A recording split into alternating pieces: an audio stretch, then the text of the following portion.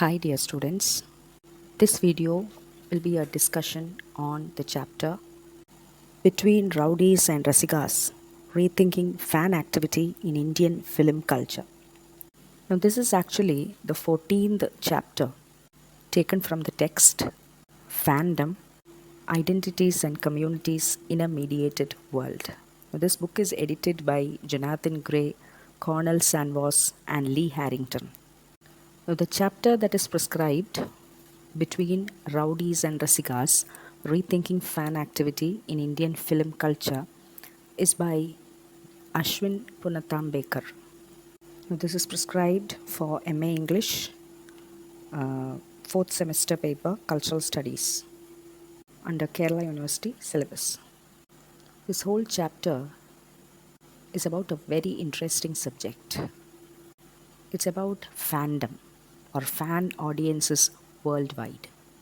In the very introductory chapter of this book itself, there is a very valid question posed by the editors. Why study fans? So first let us try to answer that question, because only then can this chapter make sense. See, most of us are fans of something, or if not, we know somebody who is a fan of something or someone. So this concept of fandom might appear awkward to many, but to many others it makes sense, right? It matters. Now we have an emerging field of study called fan studies. So what is fan studies basically about?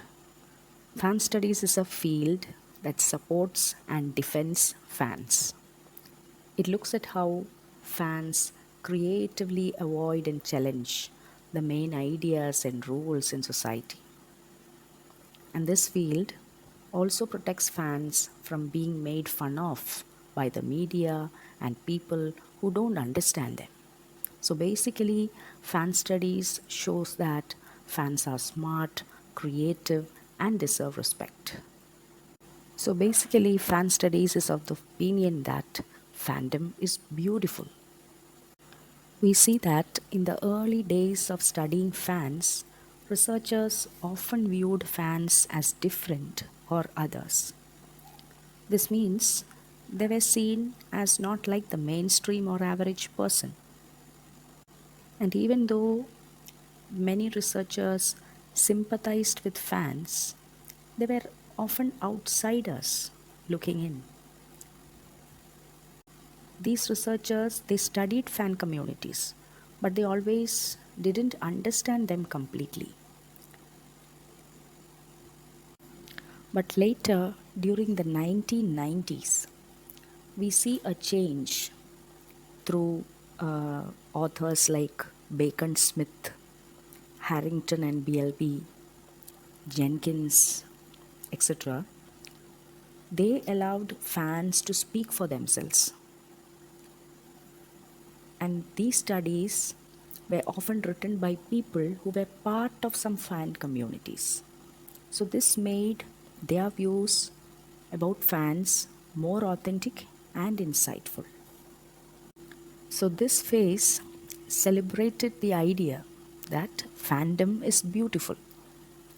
And instead of breaking down the idea that fans are different, these researchers or these scholars or these fans actually who focused on uh, the celebrating fandom, they showed that fan activities like attending conventions, writing fan fiction, editing fanzines, organizing letter writing campaigns, all such fan based activities, they were not abnormal but rather creative and meaningful.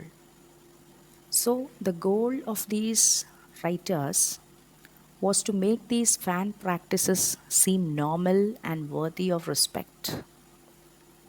So, up to this early 1990s can be seen as the first wave of fan studies. Now, when we move on to the second wave of fan studies, which begins after the mid 1990s. Here we see a change. And what is that change? The change is that we see a dramatic shift over how society views and values a fan. Now, during this second wave, we see that fans have become central to marketing strategies of media industries. So instead of being mocked, fan communities are now celebrated by cultural industries. See, even if we look at media portrayals of fandom, that shift is very clear. That shift from a stereotypical perspective to a more mainstream acceptance. See, for example, earlier the Harry Potter fans were ridiculed, like Potterheads. They were ridiculed as overly enthusiastic. But after the mid 1990s and into the new millennium, we see a change in the perspective towards Harry Potter. We see a huge fan base for the literary as well as the cinematic version of that series.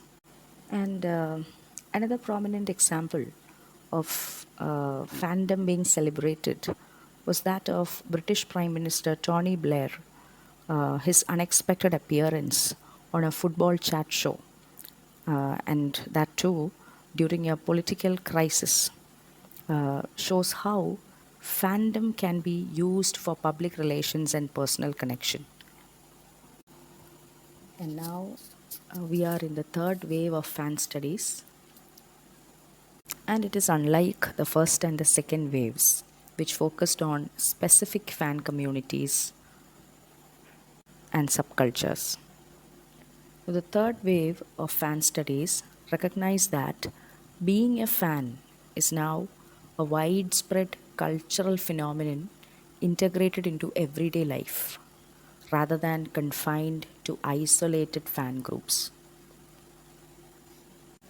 And this is evident in the migration of fan communities to the internet and the proliferation of fan activities across various media platforms. The first and the second waves emphasized fans as distinct subcultural entities. But contemporary research broadens its scope to include diverse audience behaviors and motivations. And scholars now explore how fans engage with media texts and how they reflect the broader social and cultural trends. So, with this minimal understanding of what fan studies is all about and the different phases of fan studies, let's move on to the chapter prescribed. Now, this chapter basically reflects on the local, regional, and global dimensions of fan experiences. And specifically through this chapter, Aswin Punathambekar explores fans of Indian cinema and explores their role in shaping public culture and citizenship in present day India. And by examining how these fans interact with Indian film music, Punathambekar raises important questions for global media studies. Now, over to the chapter Between Rowdies and Rasikas, Rethinking Fan Activity in Indian Film Culture. Aswin Punathambekar begins this chapter by looking at two recent examples of fan activity in Indian cinema. The first one took place on October 8, 2005. A.R. Rahman, the famous film music director, he performed in Bangalore as part of a worldwide tour. Now, what made this event special was that it was entirely managed by his fans. These fans volunteered for various tasks, including ticket sales, stage construction, and crowd management. Their goal was to be recognized as the official Rahman fan club. Now, as part of their efforts, they decided to present Rahman with a unique gift. They created a montage made up of thumbnail images of all his album covers, which together formed a picture of his face. Now, instead of buying expensive software to create this montage, the fans who run a design company called 3xs.com developed their own software. They worked tirelessly, coding for many sleepless nights. Finally, they got to meet Rahman and give him the gift. A few days later, they found out that Rahman liked the gift and had displayed it in his studio in Chennai. Now, despite the dedication and effort of these fans, this story did not get much attention in mainstream media. So, this is the first event that Punathambekar talks about fan activity in Indian cinema. Okay, now let's move on to the second event. Now, this happened little or a month later.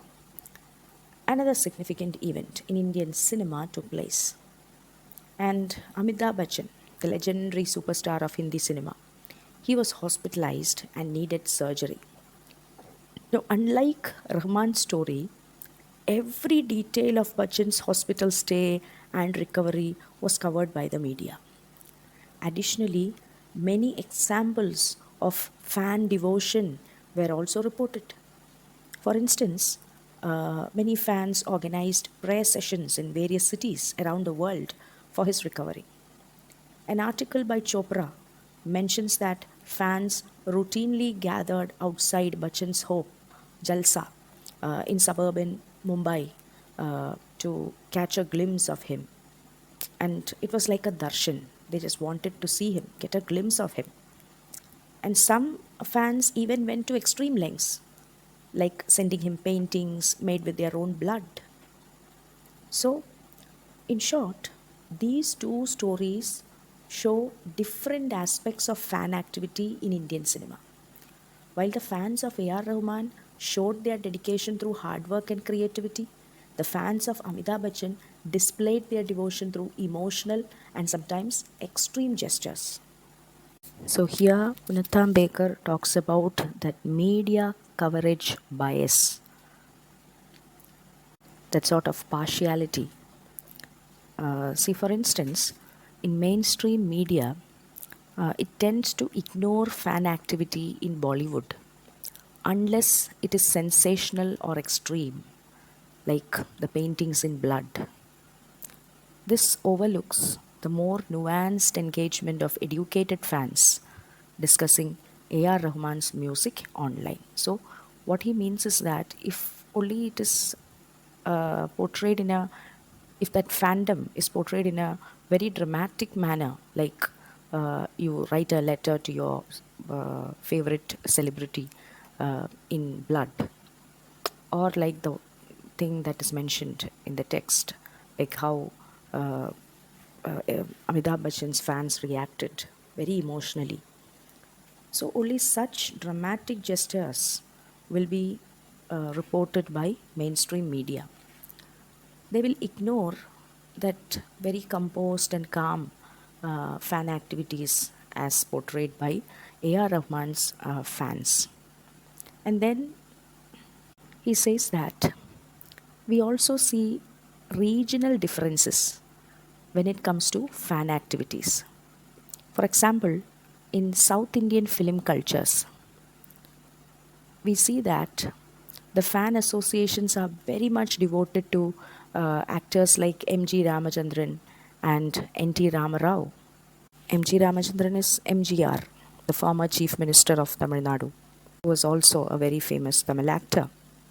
We all know that he was the founder and the first General Secretary of the AIADMK party, All India Anna Dravida Munnetra Kadagam party. He was the founder of that. So he was very active in politics. And N.T. Ramarao was the former Chief Minister of Andhra Pradesh. He was also a very famous actor, director, producer, etc.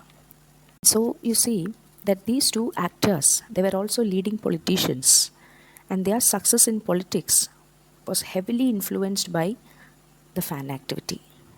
So this is something that happened in South India. In South Indian film cultures, it works. Even though don't see much examples like that in Malayalam film industry, but in Tamil film industry, Telugu film industry, etc., these actors later becoming politicians and winning in elections, all this we can connect it with the fan activity. And then the author compares it, such fan activity, to Bollywood industry. And he says that there the fan engagement is different. You don't see political charging uh, in Bollywood industry, much like the earlier mentioned South Indian examples. So in Bollywood, the fan activity is less politically charged, and it is mostly organized around individuals like Amitabh Bachchan or Shah Rukh Khan. So this is the regional differences in fan activity that Punathambekar states. Next, he states that we need to reframe that fan activity because mostly fan activity is based on star worship. It's mostly based on film stars, sports stars, etc. Right? So the author says that there needs to be a shift in that attention. We also need to shift to film music and the role of music directors. In the second section of this chapter, it's about music directors and fan identification, the case of A.R. Rahman. And in this section, uh, Aswin Punathambekar explains the significant role of music directors in Indian cinema. And he focuses specifically on A.R. Rahman. It highlights how music directors shape the film industry, the unique elements of Indian films are the inclusion of multiple songs and how these songs uh, heavily influence the people, the public spaces in India. And in this section, he also describes A.R. Rahman's career trajectory, his influence on both national and international music scenes. So the key points included in this second section are the importance and omnipresence of songs in Indian films, the influential role of music directors in shaping the film industry and audience taste, A.R. Rahman's rise to fame, his significant projects, and his unique visual presence in addition to his musical contributions, the diverse global fan community that discusses and promotes Rahman's music both online and offline. So, in this section, he illustrates how these music directors, particularly A.R. Rahman, play a crucial role in Indian cinema and how their work extends beyond the films themselves. So, first, he says that songs in Indian films are very significant, are very important. In Indian cinema, uh, songs are very important. We all know that. And unlike Hollywood films, uh, popular Indian films typically include 5 or 6 songs, right? And these songs often don't directly connect to the story, but they are very important, they're very crucial for the film experience.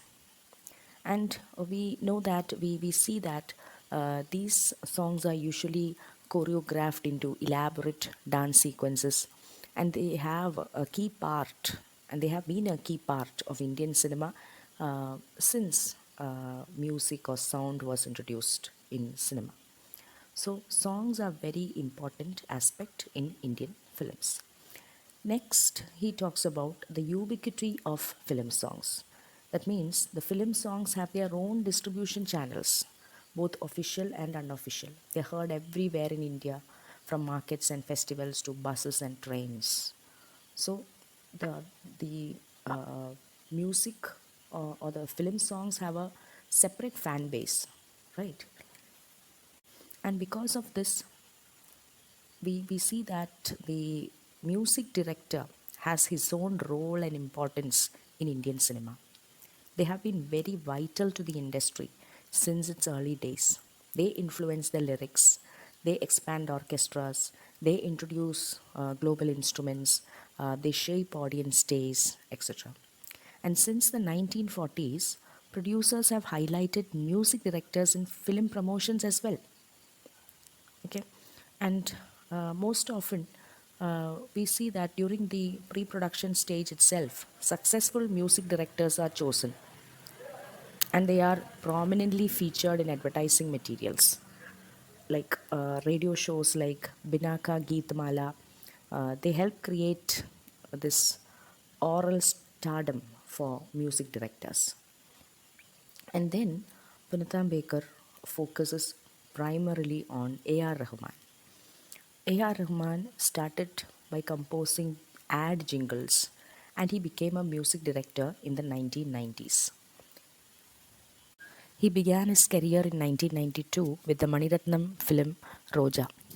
The film went on to win him the National Award for Best Music Director.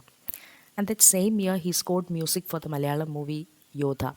And Yodha is the one and only Malayalam movie uh, music directed by him till date. But in 2024, that is after 2.5 decades, he returned to Malayalam film industry uh, with Adijividam. He composed two songs for Adijividam. So when we look at his career, his early career, we see that he gained fame in Tamil cinema and later in Hindi films like Rangila, which was released in 1995. And some of his very successful projects include the non-film projects like the album Vande Madaram, released in 1997, and it sold millions of copies worldwide. And the author Punathambekar notes that one of the unique qualities attributed to Rahman is the visual presence. Rahman was the first Indian music director to have a strong visual presence through music videos and promotions on MTV and other channels. And his image is featured in global Bollywood tours, advertisements as well. And we also see that he has that transnational influence. Rahman's rise coincided with Bollywood gaining international attention largely due to the Indian diaspora. And he gained visibility in world music circles and composed music for international projects like Bombay Dreams, then the stage version of Lord of the Rings, etc. And when you look at Rahman's fan community, we see that he has a diverse fan base. Okay. Rahman's fan community includes around 8,500 members from 26 countries, and it includes people from various backgrounds such as Tamil, Malaysians, Indian Americans, Indians in Dubai, etc. And his and the fan activities of his fans, the primary activity of his fans is discussing Rahman's music, including they translate the lyrics, they evaluate the musical arrangements, they analyze the song choreography, etc. And these fans monitor various media for news about Rahman and some work and some even work professionally with him. This fan community has been recognized as Rahman's official fan club, and these fans meet offline to discuss Rahman's music. They organize concerts and form informal bands to perform his songs. So, we see that Rahman's fan community is made up of individuals from different parts of the world, and these fans are united by their love for film music, particularly Rahman's music. And the internet also enable fans from across the globe to connect and form communities. This online collective also allows for dialogues that cross many borders. And the fan activity of Rahman fans It also include trying to control illegal media practices like sharing films through Telegram or other media platforms, sharing music. So all such efforts to control such illegal uh, sharing, uh, that is also done by Rahman fans associations. And music, it is an intellectual property. So it comes under that IPR, intellectual property rights. So the media as well as the state often view fans who share music as rowdy and deviant. If We often come across such instances, right, when a film is nearing its release, or even if the film is released in theaters and running successfully in theaters, we often get master copies of that film through Telegram and other media outlets. So this is illegal. So whoever shares such files, be it a film, be it a music file, they are considered as rowdy or deviants. And the Rahman fan community is against such illegal sharing of music files and all such stuff. They are into legal sharing of music. The Rahman fan community discusses or does legal sharing of music. They talk about CD pricing, they talk about availability of music and the legality of sharing background scores. So these discussions are crucial to understand the role of online fan communities in the global distribution of Indian cinema. So here, the Rahman fan community acts as a zone of engagement. That means here, individuals, technicians, institutions, and cultural and political forces, they all come together. They all engage together. Uh, and they all help to shape and negotiate Indian cinema's place in an international sphere. So through this section, Ashwin is trying to communicate that A.R. Rahman's fan community is a very powerful example of how fans interact with broader changes in technology, economy, and politics. This community not only shares a love for music, but it also engages in important discussions about legality and distribution. So, this makes it a vital part of the global cultural landscape.